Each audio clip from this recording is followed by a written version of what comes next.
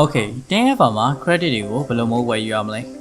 တင်းရဲ့ farm မှာ credit တွေကိုဝယ်ယူရမယ်ဆိုရင်ကျွန်တော်ဒီ info ရဲ့ဒီ home page လေးကိုရောက်လာပြီဆိုရင်တော့ကျွန်တော်ဒီတင်းရဲ့ file ရဲ့ဘေးကတောင်းလေးကဒီ hamburger menu လေးကိုတစ်ချက်နေပါ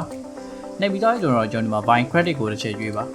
buy credit ကိုတစ်ချက်ရွေးပြီးတိုင်းဆိုရင်ကျွန်တော်ဒီညမှာမြင်ရမှာက monthly package နဲ့ credit package ဆိုပြီးနှစ်မျိုးရှိပါတယ် monthly package မှာကတော့ basic plus max extra ဆိုပြီးရှိပါတယ် credit package ဘက်မှာလည်း basic plus extra max ဆိုပြီးရှိပါတယ်အဲ့တော့ကျွန်တော်တို့ကဒီဘက်မှာဘာတွေကွာခြားသွားတာလဲဆိုတော့ကျွန်တော်ဒီ monthly package မှာကတစ်လကို42,000ပေးရုံနဲ့တစ်လကိုအပုတ်30ထုတ်လို့ရပါမယ်သူ့မှာကတစ်ရက်ကိုတစ်ပုတ်ထုတ်လို့ရပြီးတော့တစ်လကိုအပုတ်30ပါ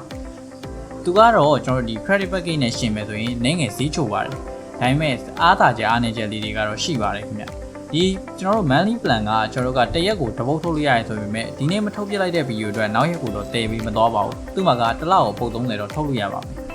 အဲ့တော့ကျွန်တော်တို့ကဒီ credit package ဘက်မှာဆိုရင်ကျွန်တော်တို့က18000 plan ကိုစပြီးဝယ်မယ်ဆိုရင် credit 60ရမှာဖြစ်ပါတယ်ကျွန်တော်တို့ဗီဒီယိုတစ်ပုတ်ထုတ်မယ်ဆိုရင်3မိနစ်ဝင်ခြင်းဗီဒီယို3မိနစ်အထိထုတ်တဲ့ဗီဒီယိုတစ်ပုတ်တော့ဆိုရင်ကျွန်တော်တို့က credit 6ခုကုန်ကြပါတယ်အဲ့တော့ကျွန်တော်တို့ကဒီ credit 60ဆိုရင်ကျွန်တော်တို့က10ပုတ်ထုတ်လို့ရပါလိမ့်မယ်နောက်ပြီးကျွန်တော်တို့ကကျွန်တော်တို့ဒီ website မှာကဗီဒီယိုတွေကို10မိနစ်လောက်ထိထုတ်လို့ရနိုင်ပြီဖြစ်တဲ့အတွက်3မိနစ်အထက်တိုးလာတဲ့မိနစ်တိုင်းအတွက်ကျွန်တော်တို့က credit 2ခုတိုးကောက်ပါတယ်အဲ့တော့10မိနစ်လောက်ဗီဒီယိုတစ်ပုတ်ထုတ်ဖို့အတွက်ဆိုရင်3မိနစ်ဆိုရင်6 credit ကောက်တာဖြစ်တဲ့အတွက်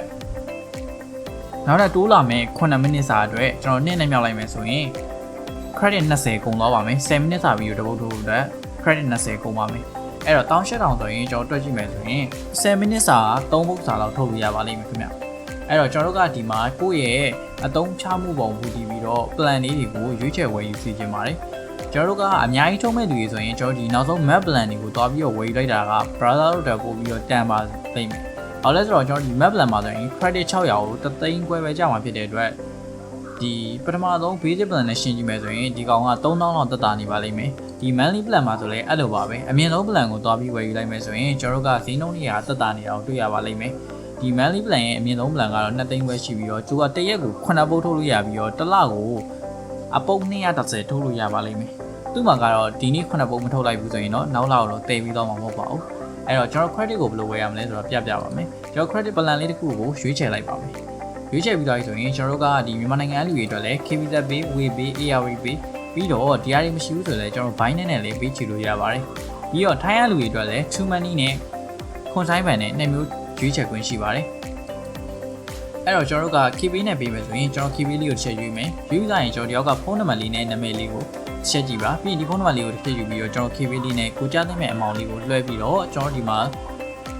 screenshot လေးကိုတစ်ချက်တင်ပြီးလိုက်ရုံပါပဲတင်ပြီးလိုက်ဆိုရင်တော့ confirm payment လုပ်လိုက်ပြီဆိုရင်ကျွန်တော်တို့ကကျွန်တော်ဘက်ကိုစာရောက်လာမှာဖြစ်ပြီးတော့ကျွန်တော်ဘက်က payment မှန်ကန်ကြောင်းစစ်ဆေးပြီးရတဲ့ကျွန်တော်တို့က order လေးကို approve ပေးလိုက်မှာဖြစ်ပါတယ်ဒီ monthly plan နဲ့မှလည်းဒီလိုပါပဲဒီတော့ order တစ်ခုကိုရွေးလိုက်မယ်ရွေးပြီးသားပြီဆိုရင်ကျွန်တော်တို့က KBZ Pay, WePay တို့ consign bank ကိုရွေးကြည့်မယ် consign bank ကိုရွေးမယ်ကျွန်တော်ဒီ bank account နံပါတ်လေးကိုချက်လွှဲမယ်နာမည်လေးကိုချက်ကြည့်မယ်ပြီးရင်ကျွန်တော်တို့ကရက်လွှဲလို့ရလာတဲ့ screenshot လေးကိုဒီမှာပို့လိုက်မယ်ဒီလိုပါပဲရိုးရှင်းပါတယ်ခင်ဗျကျွန်တော်ဒီ payment နဲ့ပတ်သက်တဲ့အကြောင်းအားလုံးကိုနားလည်သွားလိမ့်မယ်လို့ယုံကြည်ပါတယ်အဲ့တော့ဒီဗီဒီယိုလေးကတော့ဒီလောက်ပါပဲเนาะ